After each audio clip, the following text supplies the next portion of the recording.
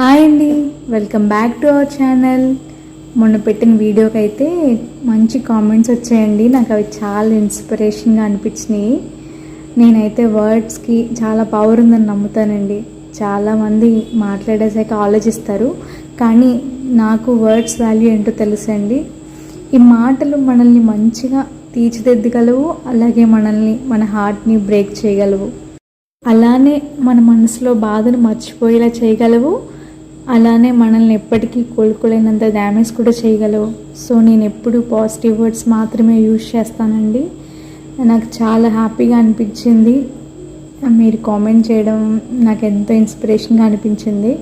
So నేనైతే చెప్పాను కదండి లాస్ట్ వీడియోలో, జాబ్ చేసే ఆడవాళ్ళ గురించి ఈరోజు మాట్లాడుకుందాం. అంటే ఈ వర్డ్స్ వల్ల ఎవరో ఒక్కరు ఇన్స్పైర్ అయినా నేను చాలా హ్యాపీగా ఫీల్ అవుతానండి. అందుకోసమని నేనైతే మాట్లాడుతున్నాను. ఈ రోజుల్లో వైఫ్ అండ్ హస్బెండ్ ఇద్దరు వర్క్ చేస్తేనే ఫైనాన్షియల్గా బాగుంటామని అందరూ ఆలోచిస్తున్నారండి. అండ్ పెద్ద చదువులు చదువుకున్న అమ్మాయిలు కూడా మ్యారేజ్ అయిపోయి కూడా ఫైనాన్షియల్గా ఇండిపెండెంట్గా ఉండడానికి ఇష్టపడుతున్నారు. అంటే మ్యారేజ్కి ముందు జాబ్ చేసిన వాళ్ళకి ఆ జాబ్ లైఫ్ అలవాటు అయిపోయి ఒక్కసారిగా మానేయాలన్నా కూడా ఇబ్బందిగా ఉంటుంది. సో హస్బెండ్ సపోర్ట్ ఉంటే వాళ్ళు మ్యారేజ్ తర్వాత కూడా జాబ్స్ కంటిన్యూ చేస్తున్నారు. నిజంగా జాబ్ చేసే లేడీస్ మాత్రం మల్టీ టాస్కర్స్ అని చెప్పాలండి. జనరల్గానే మన లేడీస్ అందరికీ ఆ దేవుడు ఎక్స్ట్రా ఎనర్జీ ఇచ్చాడు. ఇల్లు, పిల్లలు, జాబ్, ఇలా ఎన్ని టాస్క్లు మన మీద ఉన్నా సరే మనం మంచి ప్లానింగ్తో అందరు లేడీస్ కూడా లైఫ్లో ముందుకు వెళ్తూ మిగతా రాబోయే తరాల వారికి కూడా ఇన్స్పిరేషన్గా ఉంటున్నారు. అంటే జాబ్ చేయడం చేయకపోవడం అనేది ఇండివిజువల్గా వాళ్ళ ఒపీనియన్ అనుకోండి, కానీ మ్యారేజ్ అయిపోయిన తర్వాత మన లైఫ్ చాలా మారిపోతుంది.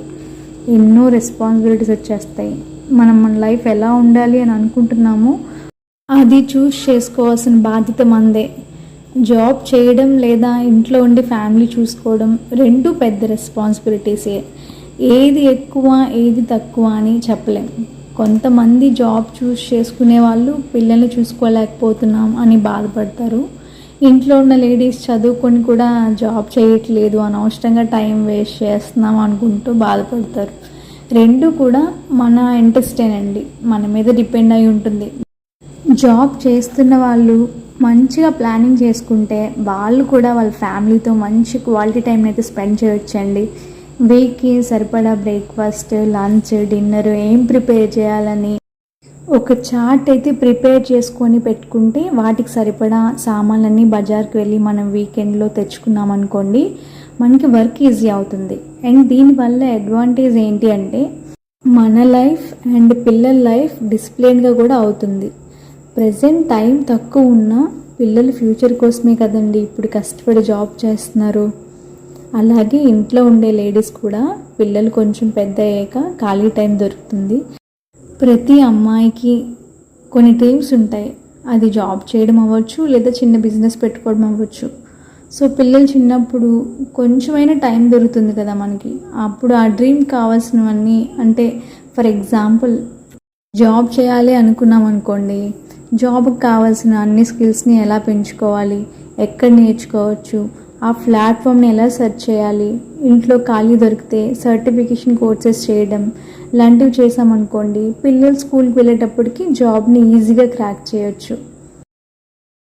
అలానే బిజినెస్ చేసేవాళ్ళు, అంటే బిజినెస్ స్టార్ట్ చేయడం అనేది అంత ఈజీ కాదండి. చాలా గ్రౌండ్ వర్క్ చేయాల్సి ఉంటుంది.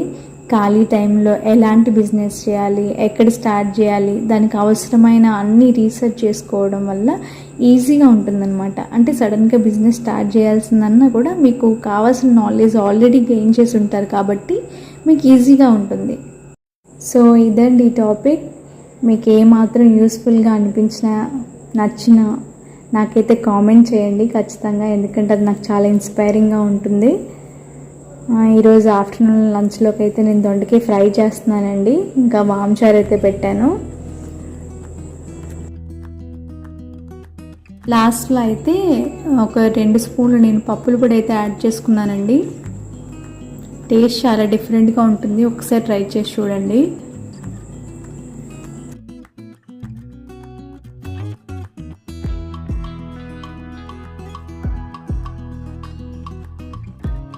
ఇప్పుడైతే నేను ఇన్స్టెంట్ జున్ను చేస్తున్నానండి ఈ పౌడర్తో. నాకు ఈ ప్యాకెట్ దొరుకుతుందని అసలు తెలియదండి. మా చిన్నతను చెప్పారు నాకు, జున్ను తినాలంటే జున్ను పాలే అవసరం లేదు, వీళ్ళు ఇన్స్టెంట్ పౌడర్ దొరుకుతుందని చెప్పారు. నాకు అప్పటి వరకు తెలీదు. సో మా వదిన తీసుకొచ్చి ఇచ్చారు నాకైతే. నేనైతే ఇగోండి ఒక 1/2 లీటర్ పాలు అయితే తీసుకున్నాను. ఫుల్ క్రీమ్ మిల్క్ అయితే తీసుకున్నానండి, బాగా వస్తుందని చెప్పారు. సో అందుకని ఫస్ట్ గిన్నెలో పాలైతే వేసుకున్నాను, ఇంకా పౌడర్ కూడా యాడ్ చేసేసుకుంటున్నాను.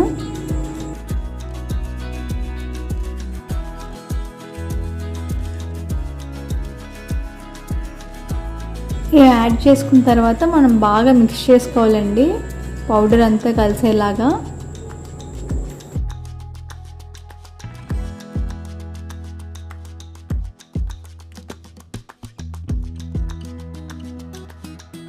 హాఫ్ కప్ బెల్లం కరెక్ట్గా సరిపోద్దండి. నాకు కొంచెం స్వీట్ ఎక్కువైంది అనిపించింది.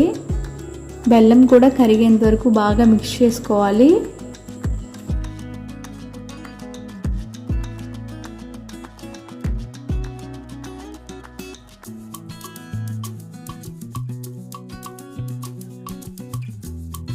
బెల్లం కరిగిపోయిన తర్వాత లాస్ట్లో కొంచెం ఇలాచీ పొడి ఇంకా మిరియాల పొడి వేసుకోండి. నాకు మిరియాల పొడి ఫ్లేవర్ అంటే చాలా ఇష్టం జున్నులో, అందుకని కొంచెం ఎక్కువ వేసుకున్నాను.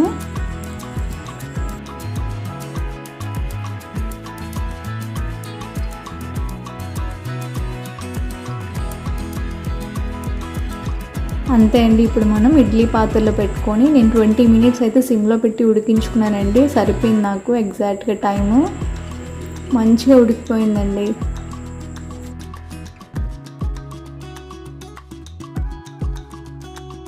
అది ఉడికేలోపు నేనైతే లంచ్ చేసేస్తున్నానండి. నేను వాంచారు దొండకాయ ఫ్రై చేసుకొని హ్యాపీగా లంచ్ తినేస్తున్నాను.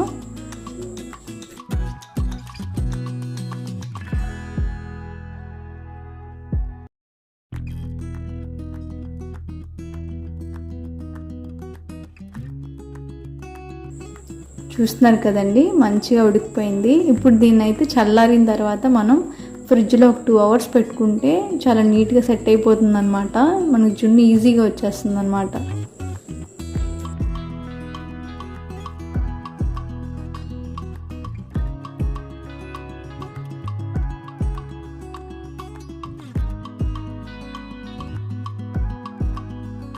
చాలా బాగా వచ్చిందండి. ఫస్ట్ టైం చేసినా కూడా నాకు బాగా వచ్చింది. టేస్ట్ కూడా చాలా బాగుందండి.